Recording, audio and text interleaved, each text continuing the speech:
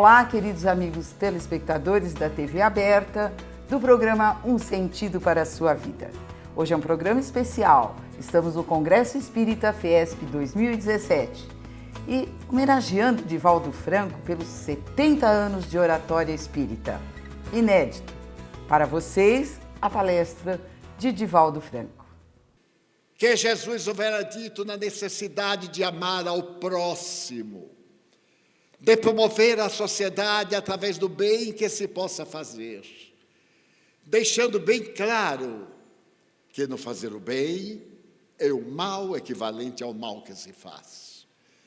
Mas logo depois em que Jung apresenta o sentido psicológico da vida, Viktor Frankl, em Viena, depois de haver sobrevivido a vários campos de concentração, e particularmente a Auschwitz, vem propor a necessidade de um significado e estabelece que ele, enquanto estava nos campos de concentração, negou-se a morrer, porque a sua vida deveria ter um sentido, a sua existência merecia um significado, denunciar a barbárie, dizer ao mundo que era a tragédia do nazismo. E por isso mesmo ele sobreviveu, porque quem tem uma meta na vida, uma meta de amor, é capaz de vencer inclusive a morte. O americano Milton Erickson, psiquiatra notável, portador de depressão crônica e especialista na terapia antidepressiva, irá utilizar-se do Evangelho de Jesus para propor que aquele paciente que durante uma semana penetra em uma parábola e a interpreta, está realizando uma psicoterapia superior a qualquer terapia química e pode lograr a paz, a plenitude, através da leitura desse livro incomparável, que é o Evangelho que nos foi negado por Jesus. Então, neste mundo formoso de ideias, vemos aquela figura crescer e atingir a sua grandiosidade entre os miseráveis. Para ser verdadeiramente grande, é necessário descer ao pequeno e tornar-se tão pequeno que se faça superior àquele que se considera maior. E ele se fez, porque pôde traduzir as melhores teses filosóficas em palavras simples, arrancadas do dia a dia, do cotidiano, as pérolas, as redes de pescar, o grão de mostarda, o mais insignificante, que, no entanto, pode dar uma planta, uma árvore quase da altura de um homem a cavalo montado. Ele conseguiu conviver com a miséria e não se tornar miserável. Erguer do pântano aqueles que se asfixiavam nas manifestações deletérias das águas apodrecidas, através de um sorriso, de uma palavra amiga, de um olhar de compaixão.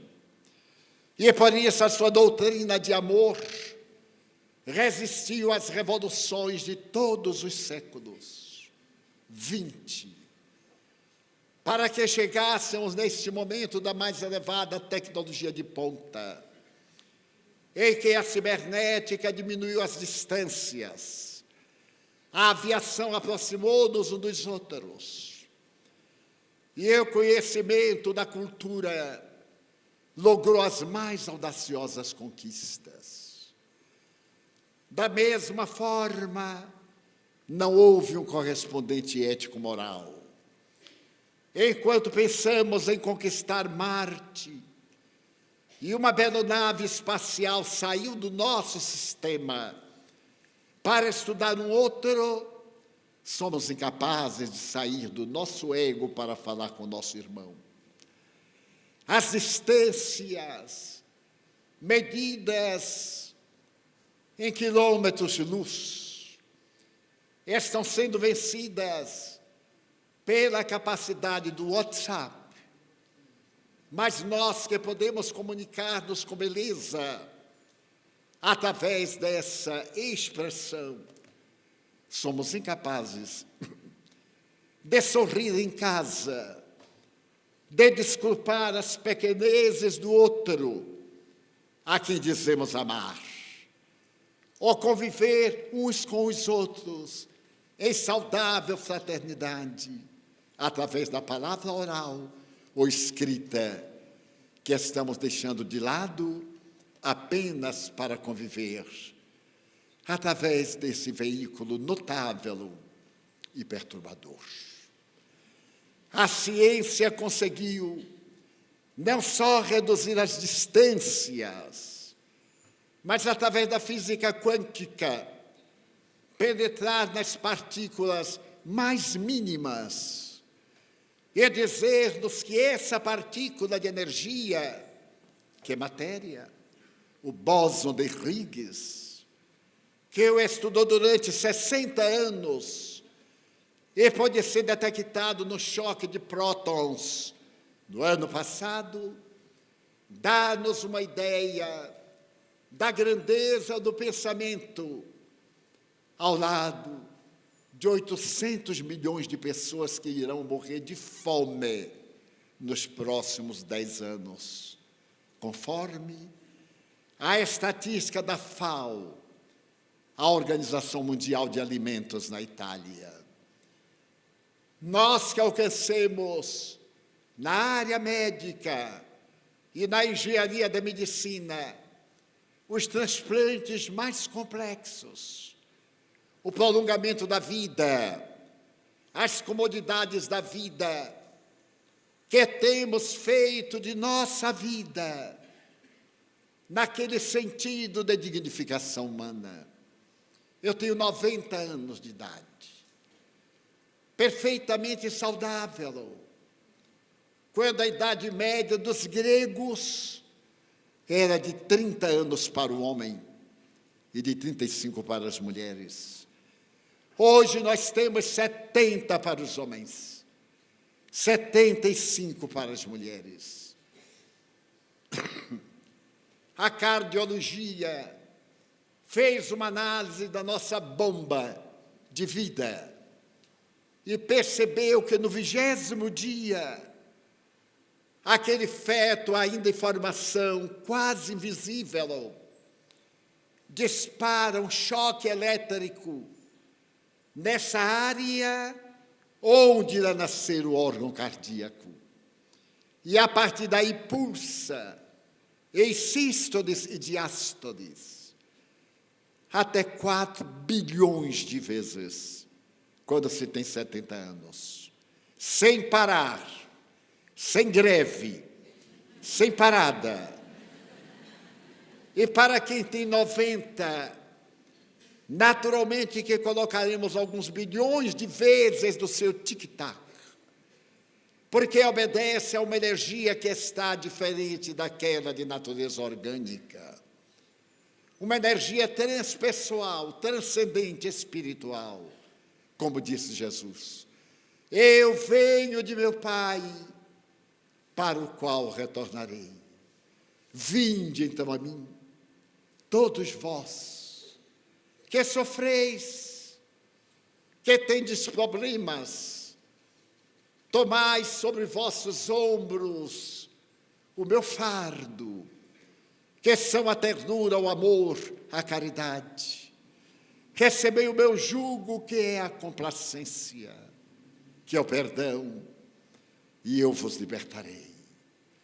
Há 2000 anos que ele nos propôs uma coisa tão simples, e nós outros estamos aturdidos hoje, ante a possibilidade trágica de uma terceira guerra mundial, por causa dos poderes temporais das grandes nações, que desejam jogar sobre as outras os armamentos vencidos, enquanto elaboram outros muito mais mortíferos. Podemos acompanhar essa tragédia que foi definida pelo filósofo e teólogo Rollo May, desencarnado há apenas 4 anos, que a sociedade atingiu um amplo sistema de vida, mas que a criatura humana encontra-se dominada por 3 formas existenciais: o individualismo, o sexismo, o consumismo.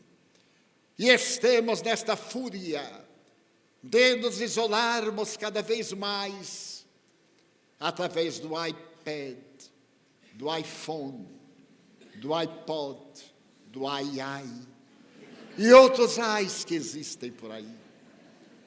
Perdemos a arte da ternura, que é tão necessária, porque ainda confundimos o amor com a libido, e a palavra ficou debilitada. Mas quando hoje nós vemos a psicoterapia dizer: quem ama não adoece. O notável psiquiatra americano Bernie Siegel, da Universidade de Yale, um dos maiores neurocirurgiões e especialista em câncer, asseverar que aqueles indivíduos que se amam e que amam têm muito menos probabilidades de ter cânceres, a não ser quando se tornam missionários do sofrimento para ensinarem aos outros como sofrerem com dignidade. Então eu me recordo desses personagens na área do pensamento científico ou filosófico. Mas como esquecer a renúncia do apóstolo Francisco Cândido Xavier, legando-nos uma das mais fartas literaturas jamais apresentadas na Terra, 440 livros na atualidade, fora centenas de mensagens individuais, quase 100 delas que foram encontradas por Eurípedes, o seu filho adotivo, em uma mala onde Vivaldo, aquele que digitava para o Chico, ia aguardando para esperar fazê-lo. E é que depois e agora, atualizadas e novamente enfeixadas, irão dar mais de 10 obras de beleza incomparável. E aquele homem que amava Jesus, despido de qualquer outra experiência cultural, portador de um conhecimento profundo da vida, dialogador incomparável, e depois de conviver com as entidades mais venerandas que se manifestam na Terra, possuir um conhecimento geral a respeito da vida, invejável. Quando eu me tornei estudioso do Espiritismo, faz muitos anos, um espírito amigo, Manuel Viana de Carvalho, disse-me: estude o Livro dos Espíritos. Esta obra grandiosa possui o conhecimento universal em síntese. Estude-a. Quando você completar 100 anos e estiver estudando-a sem cessar, vê-la inteiramente nova, porque a sua percepção, a sua capacidade de pensar e de entender será outra muito maior. E na minha ignorância juvenil eu disse: mas que espírito fanático! Como pode ser um livro portador da síntese do conhecimento universal e estudado 100 anos, ser novo? Mas, atendendo-lhe à orientação, eu continuei a ler, a estudar, isso por volta de 1947. No ano de 1965, eu fui convidado a proferir uma conferência na Faculdade de Medicina da cidade do Salvador. a veneranda Faculdade de Medicina, que é a melhor do Brasil, depois de São Paulo. E ao terminar a conferência para aqueles mestres e médicos, sem nenhuma capacidade cultural, fez-se uma roda à minha volta. E alguns jovens começaram a perguntar o que era isso, o que era aquilo, a respeito das respostas espíritas. E eu estava deslumbrado, 40 anos de idade. E aqueles jovens acadêmicos fazendo-me perguntas quase infantis para o conhecimento espírita. De repente, os obsessores estão sempre perto de nós, algo inspirou um deles a me fazer uma pergunta sobre física quântica. Eu nem sabia que existia física quântica. Mas ele me perguntou, você fala de perispírito, um ser semimaterial, isso não existe. Não há nada semimaterial, há um campo de energia. E deu uma explicação complexa, maravilhosa, que eu não entendi. E voltou-se-me e perguntou como ficaria então o perispírito num campo de vácuo. Eu olhei bem para ele e lembrei-me de um amigo sofista. Esse amigo me havia dito, quando lhe perguntarem uma coisa e você não souber, mantenha a aparência que sabe e devolva a pergunta. Eu disse, bem, o que você acha? Ele disse, bem, eu não acho nada. Eu digo, nem eu. E fiquei desolado intimamente. Chegando a casa, eu evoquei o espírito Viana de Carvalho. Invoquei-o, e quando ele me apareceu, ele disse, o senhor me enganou. Há 20 anos que eu estou estudando o Livro dos Espíritos, memorizando a tradução do Dr. Guion Ribeiro, que era a obra apresentada pela FEB. E agora um jovem, mais jovem do que eu, me faz uma pergunta, fala-me de física quântica.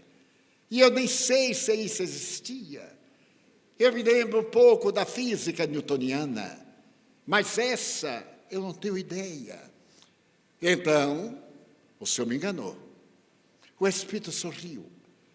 Mas em que sentido, Divaldo? O senhor me disse uma coisa que não existe. Porque esse livro eu conheço. Memorizei muitas páginas. Ele disse, você tem certeza que nele não fala sobre física quântica? E eu aduzi absoluta. Então, pegue o volume. Eu peguei da estante. E ele me disse, abra na questão 540 e leia. Tudo evolve em natureza, desde o átomo primitivo até o arcanjo, porque o arcanjo de hoje foi átomo de ontem, assim como o átomo de hoje será arcanjo de amanhã. Ele disse, daí, de física quântica. Não tenho culpa da sua ignorância, porque ao tempo de Kardec, o átomo, como o nome diz, é uma partícula indivisível. Mas foi a partir de 1872, com William Crookes, e os raios catódicos, que começa a grande jornada com Röntgen e os raios-x, com Madame Curie, e logo depois com a radiação, até que a escola de Copenhagen vem nos falar das grandes teorias, a da probabilidade e etc. E nasce uma doutrina que modifica um velho chavão. Porque até então, todos dizíamos, eu só creio se ver. Agora, para ver, é necessário crer. Porque tudo que nós vemos não é conforme nós vemos, mas conforme os átomos nos dão a impressão. Então, nós vivemos num mundo de ondas, raios, ideias, mentes, pensamentos. E tudo é energia. Congelada, matéria. Desagregada, energia. E o espírito é uma energia. E note como Kardec recebeu a resposta.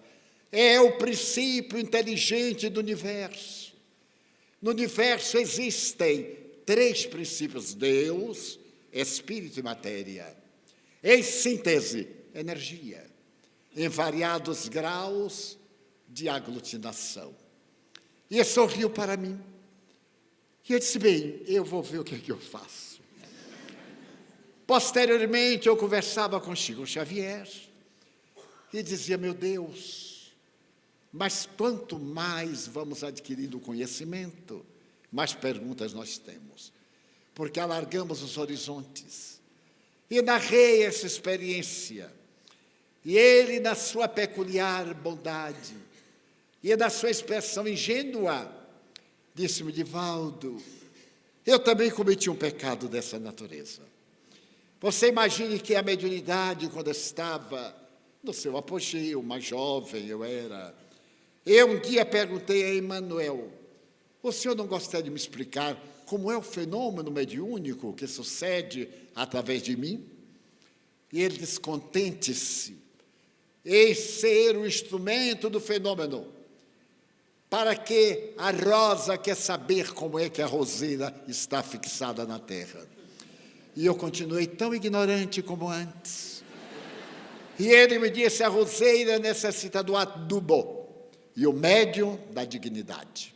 O mais vem por acréscimo de misericórdia, pela presença de Jesus.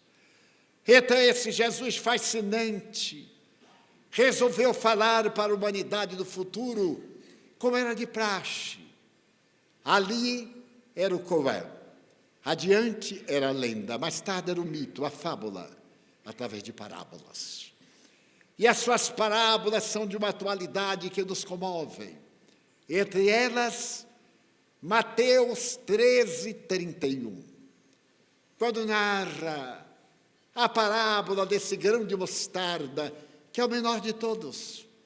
Assim é comparado o reino dos céus, assim é comparada a nossa fé, que mesmo sendo de uma estrutura pequena, nos pode oferecer um pomar de bênçãos, à medida que se desenvolve e que cresce, à medida que distende ramos, flores e outras sementes, em cujo leio as aves dos céus pousam e a vida se desdobra. Então me recordei que no dia 26 de junho do ano 2000, na Casa Branca, no Salão Azul, em um dia de verão, o presidente Bill Clinton, diante da rede de televisão e rádio, com um telefone diretamente ligado ao primeiro-ministro da Inglaterra, Tony Blair, fez a seguinte declaração: hoje nós sabemos como Deus criou a vida. Era o dia em que se fazia apresentado à Terra o admirável projeto da decodificação do genoma humano. Através desse conhecimento, elaborado em várias universidades por mais de 50 cientistas, você podia penetrar no milagre da vida, nesse genoma, que são aproximadamente 4 bilhões, montados em 3 letras, falando da nossa origem primária, nos tubos, na intimidade das águas salgadas dos oceanos, nos organismos unicelulares, até a nossa postura de 100 trilhões de células organizadas com uma fatalidade determinada. Essa proposta fascinante vinha trazer a certeza de como Deus havia criado o mundo, não nos clássicos 6 dias, mas talvez em 6 eras geológicas, como Allan Kardec estuda muito bem a Gênese. para nos ensinar este processo de evolução, de desenvolvimento ético-moral sob a presidência do governador da terra e daquele a quem o Pai soberano concedeu parte dessa imensa nebulosa de gases incandescentes, conforme Emmanuel, a caminho da luz. E desde então, com os seus engenheiros siderais, vem trabalhando pela nossa plenitude, pela conquista da nossa felicidade. E porque a sua mensagem deveria ter um sabor de eternidade, depois de originada, ele percebe que as criaturas humanas não estávamos em condições de absorver os seus ensinamentos mais nobres. E nos prometeu que ele voltaria na personificação do Consolador, como Espírito de verdade, para repetir as lições que íamos esquecer e dizer-nos coisas novas que então não podíamos suportar. Ao meditar a respeito dessa terceira revelação judaico-cristã, que é o Espiritismo, o egrégio codificador Allan Kardec terá a oportunidade de asseverar que o Espiritismo é uma ciência, porque os acadêmicos franceses gritavam: dai-nos uma religião científica. E a partir do século XVII, com o progresso da tecnologia, a ciência divorcia-se da religião e avança no seu materialismo mecanicista, mais tarde no materialismo dialético, no materialismo histórico, e elabora as suas bases do nadaísmo. Enquanto as religiões permanecem na tradição da fé cega, Jesus vem mandar uma doutrina científica, uma religião que é a filosofia da ciência, que é a ciência da religião e a religião da ciência. E fez Kardec dizer-nos: o Espiritismo marcha ao lado da ciência, mas não se detém onde a ciência para. No dia em que a ciência apresentar que estamos errados em um ponto, abandonamos este ponto e seguimos a ciência. A física quântica veio demonstrar exatamente aquilo que se encontra na obra básica, que é o Livro dos Espíritos, nas outras 4 obras basilares, demonstrando este mundo de energia, que ora se condensa, que ora se desagrega, propiciando ao princípio inteligente que somos nós, a evolução. Porém, mais do que isto, a autoiluminação, para que nos venhamos a consumir na labareda divina do excelso amor. Estamos em um momento de individualismo, sim, porque estamos preocupados conosco. O Face que nos diga como temos necessidade de exibir aquilo que gostaríamos de ter. Eu não tenho Face, graças a Deus. Mas há pouco tempo um amigo mostrou, um dos meus filhos, que eu também estava no Face. E eu fiquei surpreso. Era uma amiga minha que me mandava sua fotografia em uma casa de luxo, em um banheiro de luxo, com vários vidros de sais perfumados, com a toalha na mão, dizendo: Divaldo, quero que você me veja no momento em que eu vou tomar meu banho. E eu achei de uma excentricidade, de que é o primeiro banho que ela toma. Como é que conseguiu sobreviver até hoje? E aí fui olhar, mas eu não vi nada de especial. Achei até aquela banheira um pouquinho cafona, me perdoe. Já vi coisas melhores. Ela, coitada, vestida, era mais bonita do que embrulhada na toalha. Mas nós temos uma necessidade imensa de chamar a atenção o individualismo, de projetar o que gostaríamos de ser e de vivermos em nossas angústias, que nos levaram a ter 380 milhões de depressivos crônicos na Terra neste momento. E de permitir que a Organização Mundial de Saúde estabeleça que no ano de 25, a maior causa morte será a depressão, isto é, o suicídio. Tal o desequilíbrio da nossa sociedade. Não serão mais as cardiopatias, os cânceres, Alzheimer, mas sim a indiferença pela vida, a perda de interesse, a morte do ideal, a depressão profunda e a fuga para o suicídio. Mesmo que tenhamos desenhado no braço a baleia azul, a trágica do suicídio juvenil, apresentada recentemente da Rússia para o mundo, mostrando a tragédia do cotidiano. O que é que nós fizemos? Desse homem incomparável, das suas lições inesquecíveis, nós, os espíritas que reouvimos, que voltamos a entender-lhe o pensamento, decodificado através da reencarnação. Nós que fomos informados que somos senhores do nosso destino, que a nossa é a vida que elaboramos para nós mesmos.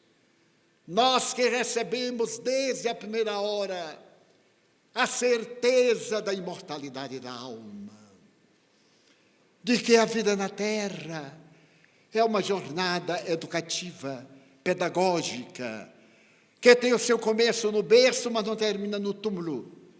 Abre-se uma nova perspectiva para os cursos superiores, PhD, doutorado, mestrado e etc., na pátria de onde vimos.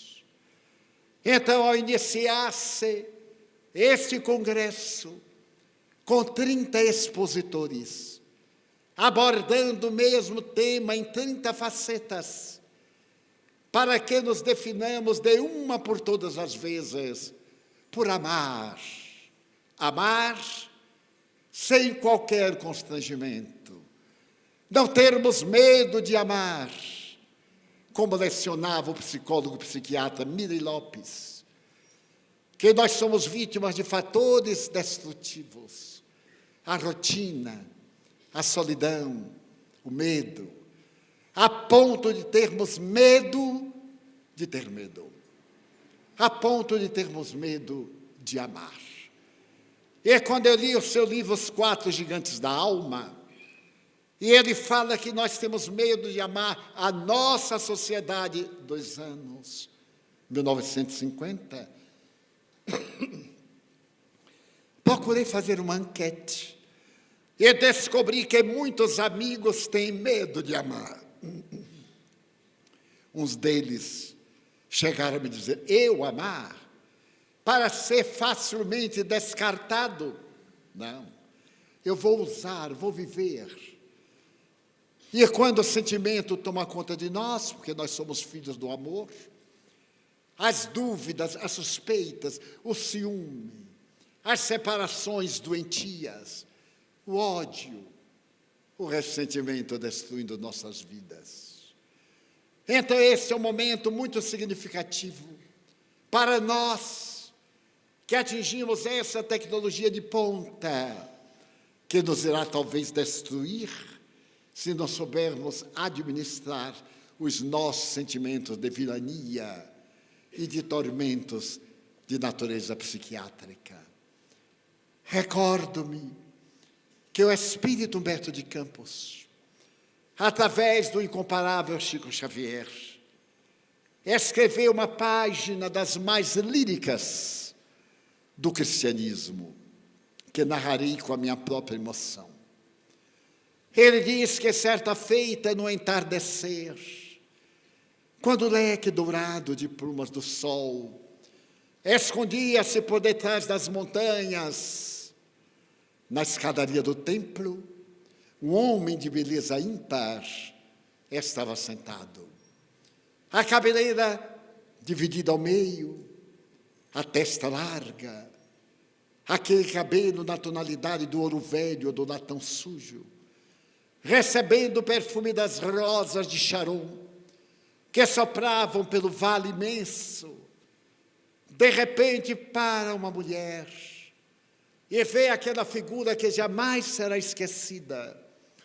E corrigindo o traje, ela lhe diz com uma voz encantadora: eu sei que tu és peregrino, sei que tu não és daqui, porque os teus pés me mostram a urze do caminho que os feriu, e a tua face está com o suor e a poeira das estradas. Eu sei que és um peregrino, e quero dizer-te que hoje irei dar uma festa na minha casa. Vem comigo. Eu resido ali do outro lado do templo. Sou vendedora de perfumes. Vê-me. A cabeleira desnatada, coberta de gemas preciosas. O corpo trabalhado em eleios de sensualidade. A voz cariciosa e meiga. Eu quero convidar-te, peregrino, para que venhas à minha casa. Eu sou muito rica. As minhas burras estão plenas de ouro, de moedas e de gemas. Mas hoje é o dia do meu aniversário.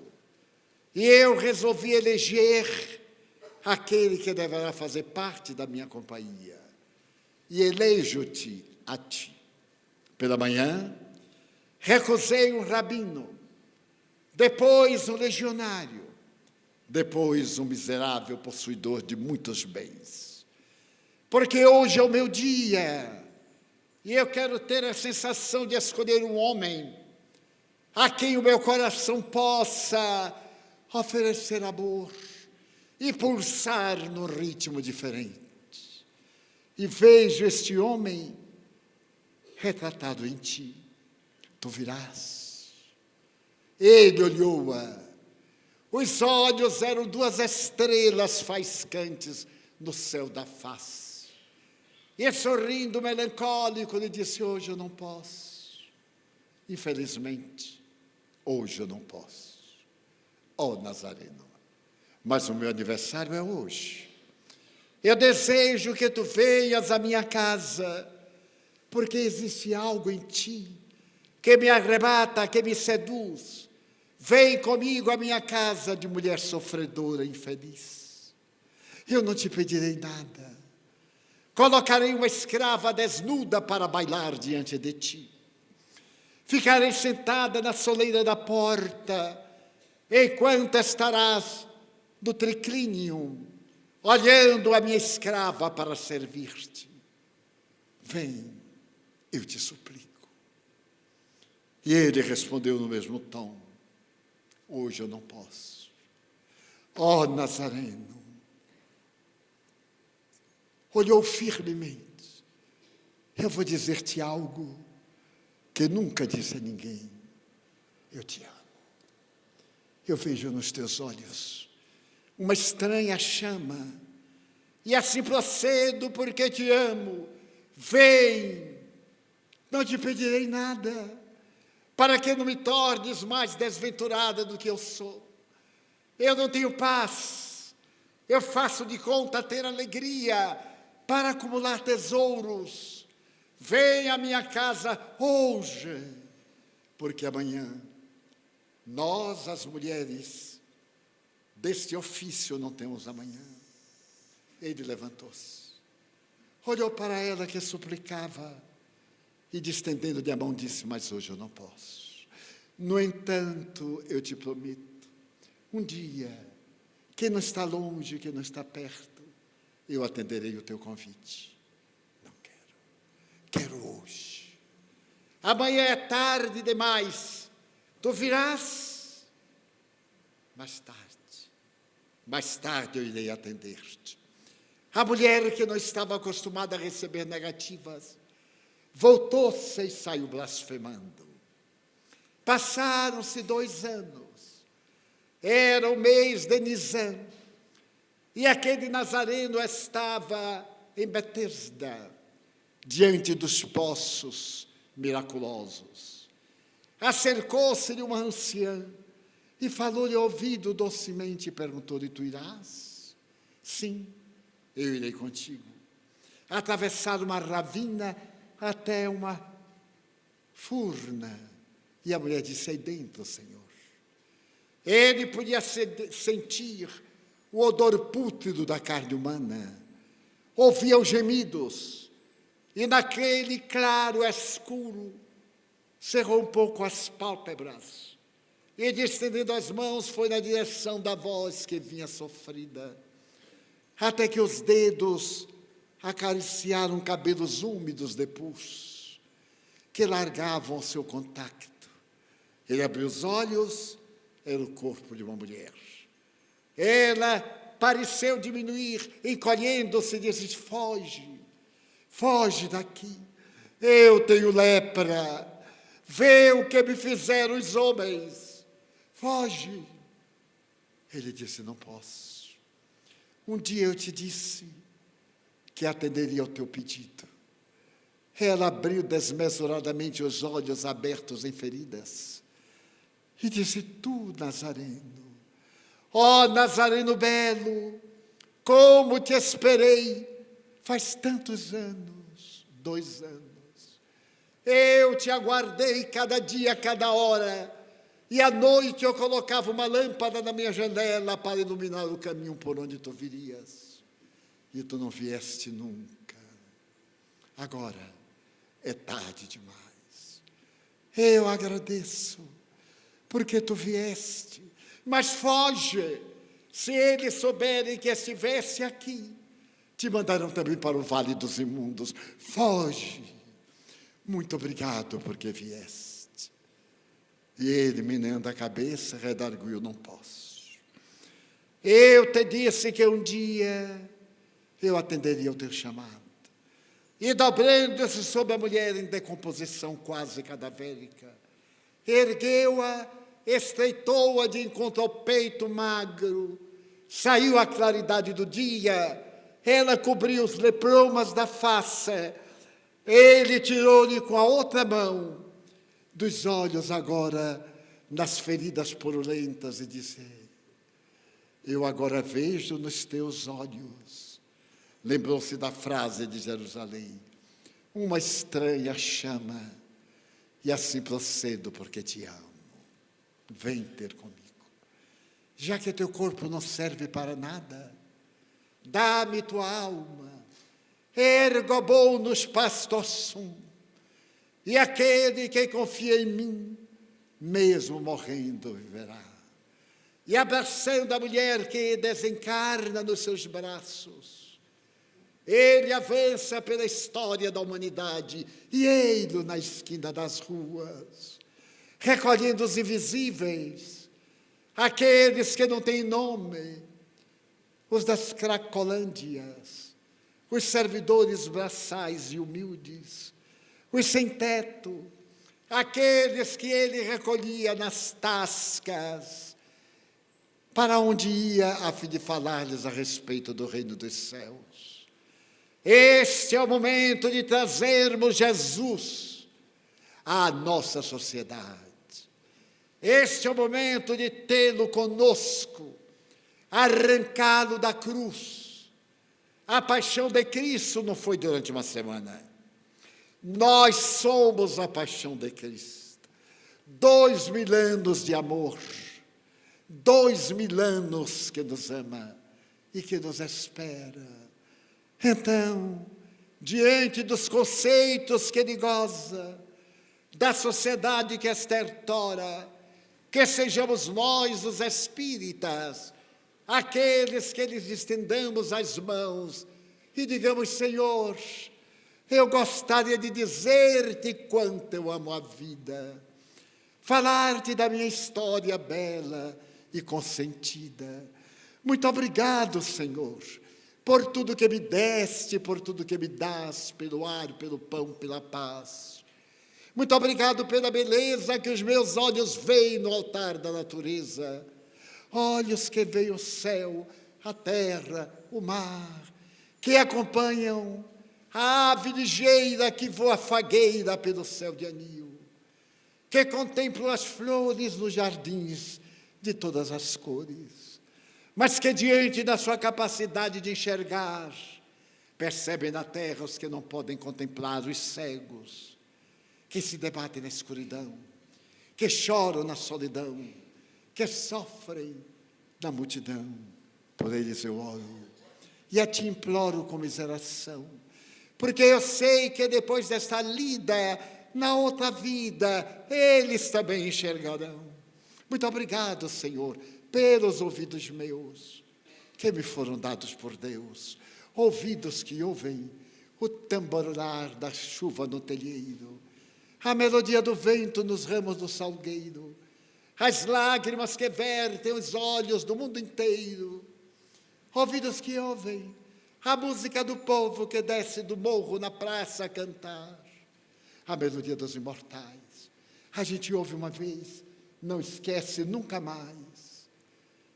A melodia do vento trazendo a dor do mundo inteiro, mas diante da minha audição, pelos surdos eu faço uma oração, porque eu sei que depois desta vida, na outra lida, eles também enxergarão, ouvirão, contigo conversarão. Muito obrigado pela minha voz, mas também pela sua voz, pela voz que ama, pela voz que ensina, que alfabetiza, que declama, que legisla, que o teu nome pronuncia com doce unção, pela minha faculdade de falar, pelos infelizes eu quero rogar, eles sofrem de afasia, não falam de noite, não falam de dia. Rogo por eles, porque eu sei que depois desta dor, no teu reino de amor voltarão a cantar. Obrigado pelas minhas mãos, mãos que aram, que semeiam, que agasalham, mãos de ternura, que libertam da amargura, mãos que apertam mãos, mãos dos adeuses, que limpam feridas, que enxugam lágrimas das vidas, pelas mãos de sinfonias, mãos de psicografias, mãos de cirurgias, mãos de poesias, pelas mãos que atendem a velhice, a dor, o desamor, pelas mãos que do seio embalam o filho de um corpo alheio, sem receio, e pelos pés que me levam a andar sem reclamar. Obrigado, Senhor, porque eu posso bailar diante do meu corpo perfeito. Eu te quero louvar, porque eu vejo na terra aleijados, infelizes, marcados, paralisados, que se não podem movimentar, eu oro por eles, porque eu sei que depois desta expiação, na outra reencarnação, eles também bailarão.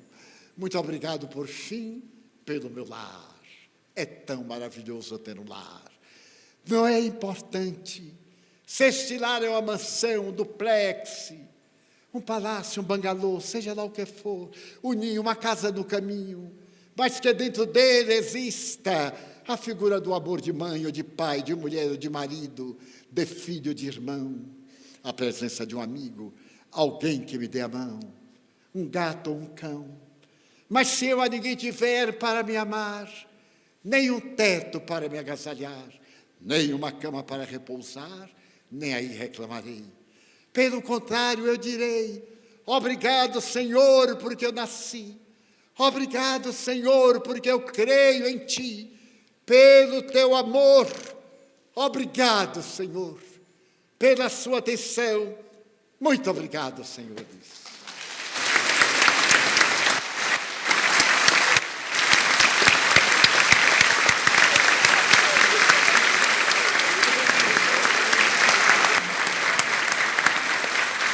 Então chamamos o Alain Vilches para essa homenagem que será prestada ao nosso querido orador, Divaldo Pereira Franco. Alain. Prestaremos todos nós, vivenciando com a nossa voz a gratidão ao amigo, ao companheiro, É uma área de ópera, para que eles possam executar conosco, representando a nossa alegria pela tua presença, sempre vibrante conosco. Tutti noi. Parabéns para você nesta data. Felicidades, muitos anos de vida. Daniel, parabéns para você.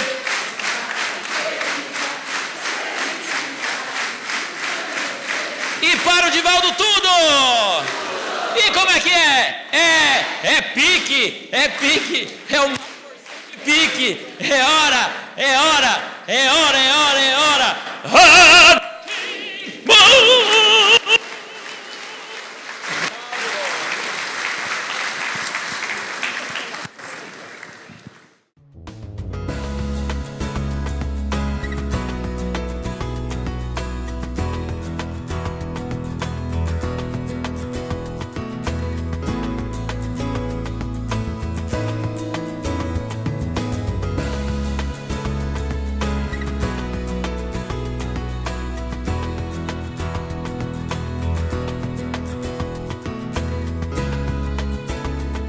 E assim vamos encerrando o programa Um Sentido para a Sua Vida.